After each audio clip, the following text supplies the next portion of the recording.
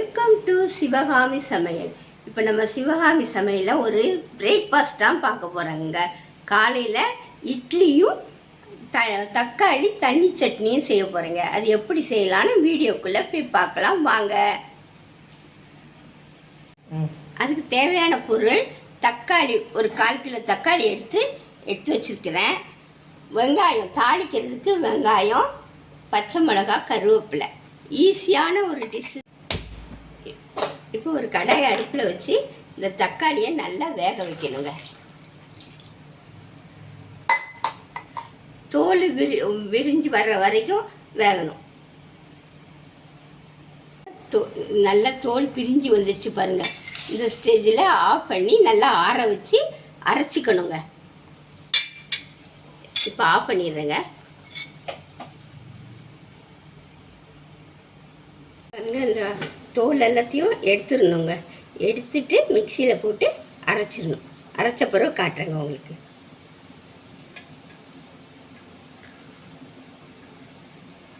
தக்காளியை தோல் எடுத்துட்டேன், தோல் எடுத்து வச்சுட்டேன். இப்போ அந்த தண்ணியில் போட்டு நல்லா கொஞ்சம் அந்த சாறை அவ்வளோத்தையும் கரைச்சிட்டு அதை புழிஞ்சிட்டு அதுக்கப்புறம் தான் அரைக்கணும். இல்லாட்டா அதோடு போட்டால் மிக்சியில் தெரிச்சிரும் பாருங்கள். மிக்சியில் எல்லாத்தையும் நல்லா நைஸாக அரைச்சிட்டேன்.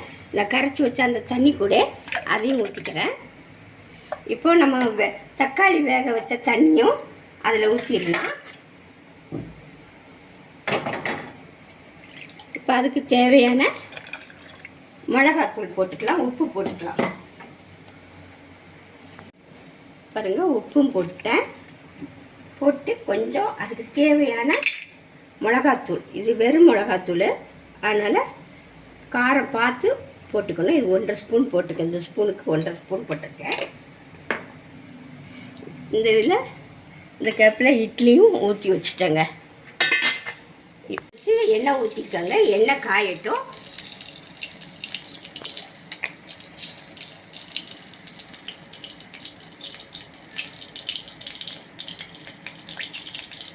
கொஞ்சமாக கடுகு போட்டுக்கிறேன்.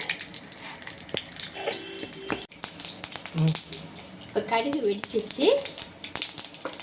கொஞ்சம் கருவேப்பிலை எடுத்து வச்சா வெங்காயத்தை போட்டுக்கிறேன். கொஞ்சம் வதங்கட்டும்.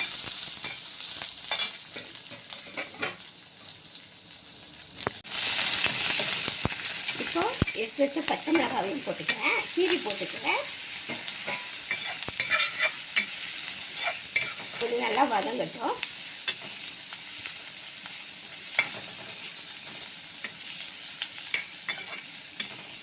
பார்ப்போம். வெந்துச்சு. இட்லி ஆஃப் பண்ணிடுங்க.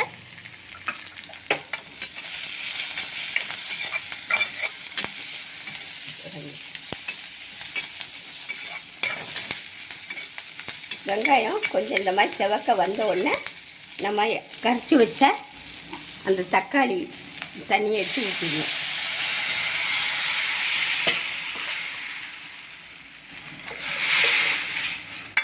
இப்போ இந்த ஸ்டேஜில் நீங்கள் காரம் பார்த்துடுங்க. காரம் பத்தலைன்னா காரம் போட்டுக்கலாம். காரம் உப்பு போட்டுக்க வேண்டியதுதான். கரெக்டாக இருக்குங்க. நான் பச்சை மிளகாயும் போடுறதுனால கொஞ்சம் காரம் கம்மியாகவே போட்டுக்கிறேன்.